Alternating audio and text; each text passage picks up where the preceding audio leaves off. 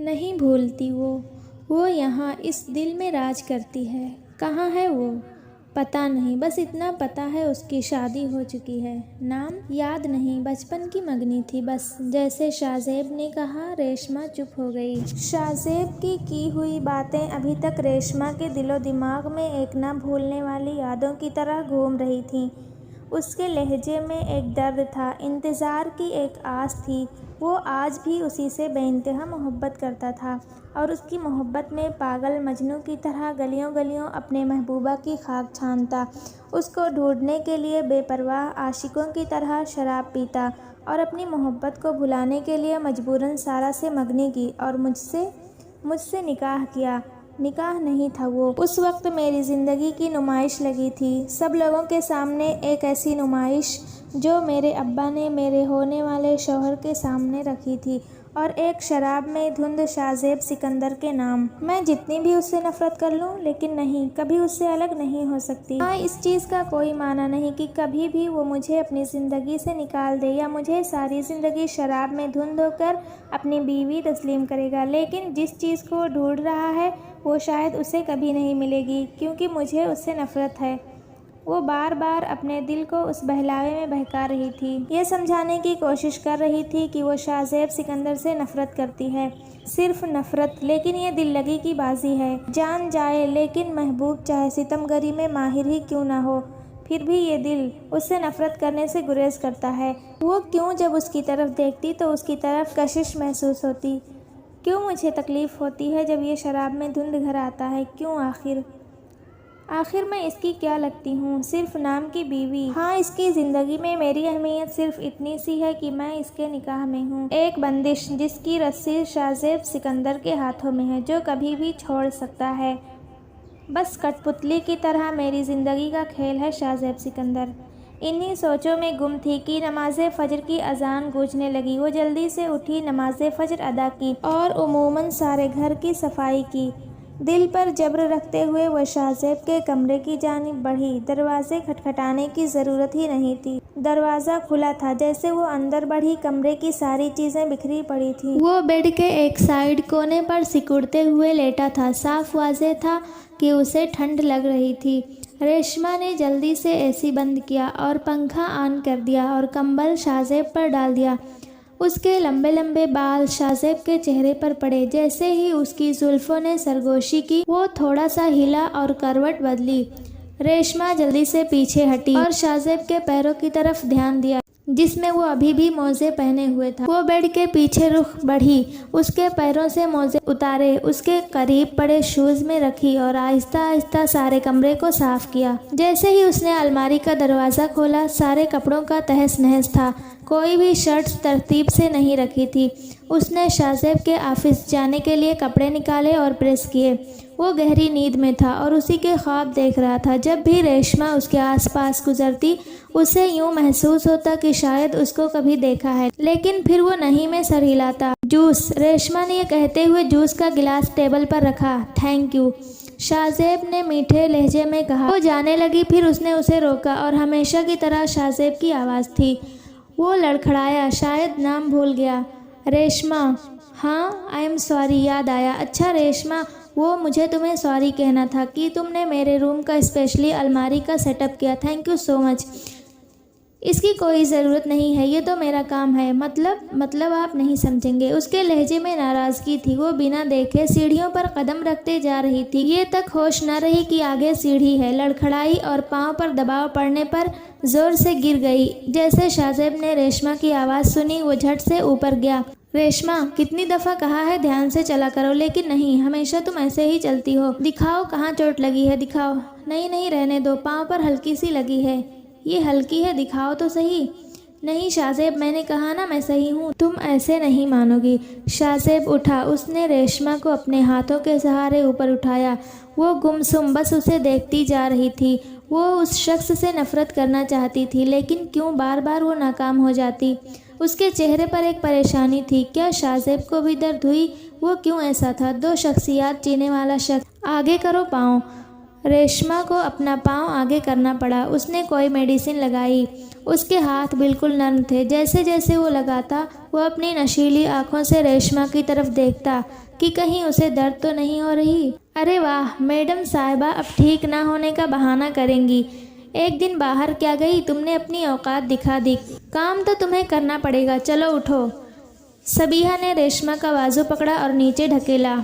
ये जो नाटक करती हो अपने पास रखो और काम पे लगो। उससे सुबह से चला नहीं जा रहा था, लेकिन वो क्या करती, मजबूर थी। ये कहते हुए सबीहा बाहर निकली और फ़ोन रिसीव किया। मैंने क्या कहा था, एक काम ढंग से नहीं होता। एक बात याद रख लो, शाहजेब को उस लड़की का पता नहीं चलना चाहिए। पहले से गरीब लोग घर में कम हैं जो दूसरी को ले आए। जो भी करो उसे यकीन दिला दो कि उसकी शादी हो चुकी है।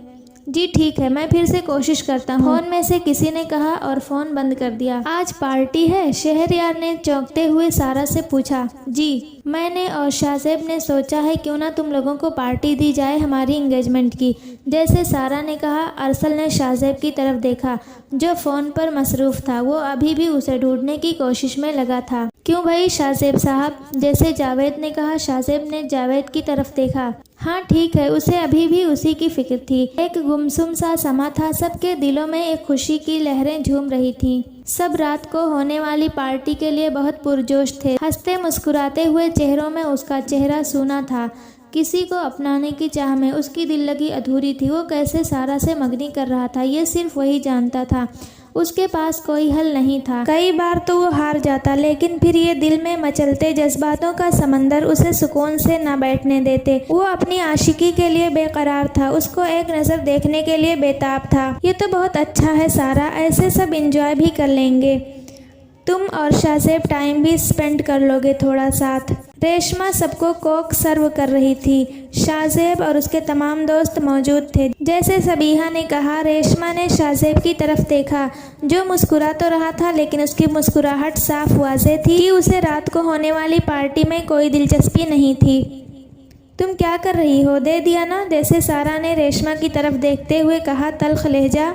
उसने मासूमी से सर हिलाया। तो फिर यहाँ क्या कर रही हो, चली जाओ, जब ज़रूरत होगी तब बुला लेंगे। सबीहा ने तंजन मुस्कुराते हुए सारा की तरफ देखा।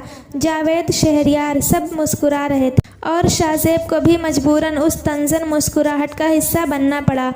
वो आगे बढ़ने लगी थी कि पीछे से अरसल ने उसे रोका। भाभी रुकिए। जैसे अरसल ने कहा, सबके चेहरे चौंक गए। सारा और सबीहा ने एक दूसरे की तरफ हैरत से देखा, यूँ मानो जैसे सबको सांप सूंघ गया हो। शाहजेब अरसल की तरफ देख रहा था। शायद अरसल कुछ देर पहले रेशमा के साथ की हुई बदतमीज़ी का बदला ले रहा था। वो पलटी नहीं थी, बस उसके कदम रुक गए। भाभी, रेशमा आप भी आए। भाभी? ये क्या कह रहे हो अरसल? ये कोई भाभी वाभी नहीं है, सारा ने वजाहत दी। खैर, जहाँ तक मेरा इल्म है, शाहजेब ने बाकायदा निकाह किया था रेशमा के साथ। ये भी तो पता होगा कि नशे में किया था। किया तो नशे में था, लेकिन निकाह के सारे रस्म अदा की थी और उसे पता भी था। क्यों शाहजेब? जैसे अरसल ने कहा।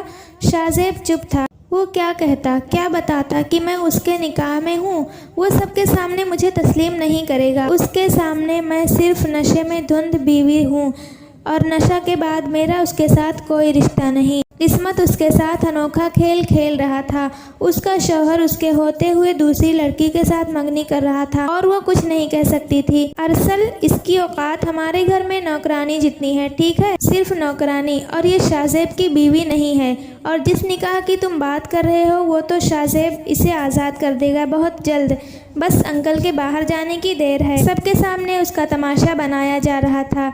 सब हंस रहे थे और वो कुछ नहीं कह रहा था। क्या कहता? मैं उसकी क्या लगती हूँ जो वो सबके सामने मेरी वजाहतें दे?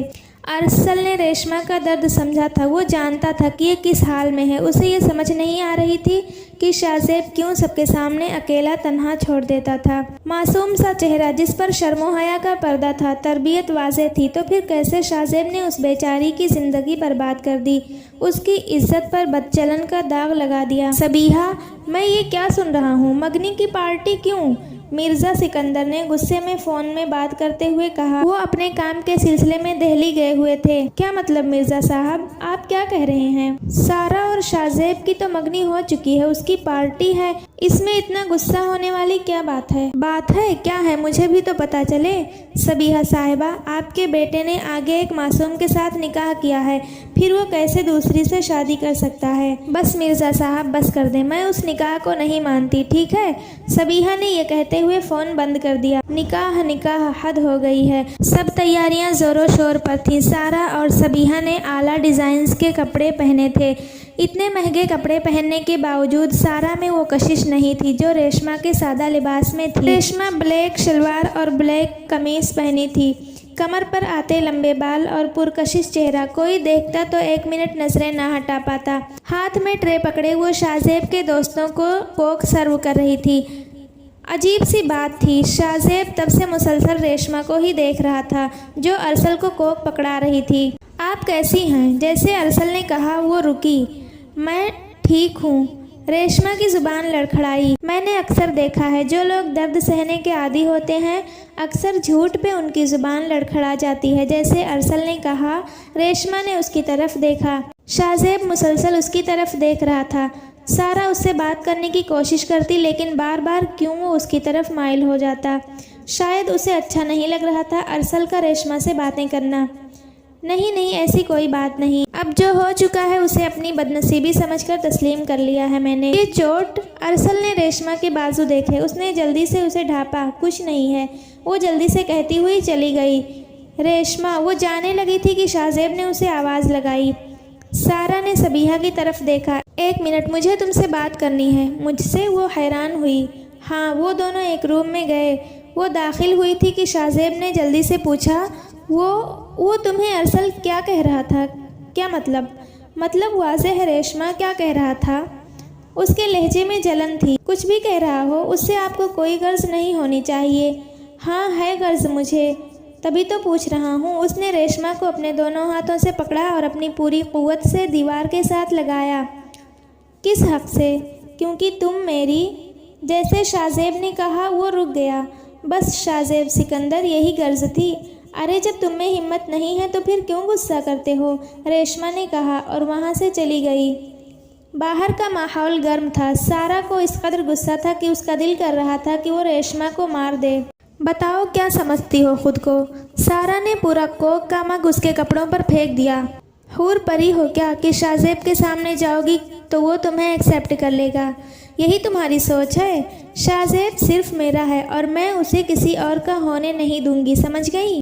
अब्बू, आप मुझे यहाँ क्यों लाए हैं? आपने तो कहा था कि तुम्हारी शादी का जोड़ा लाना है। आप मुझे यहाँ क्यों लेकर आए हैं अब्बू? सच सच बताएं ना, हम कहाँ आए हैं? दानिया ने चौंकते हुए कहा। वो एक सुनसान सी जगह पर थी। घर से वो बिना बताए अपने अब्बा अरशद अली के साथ निकली थी।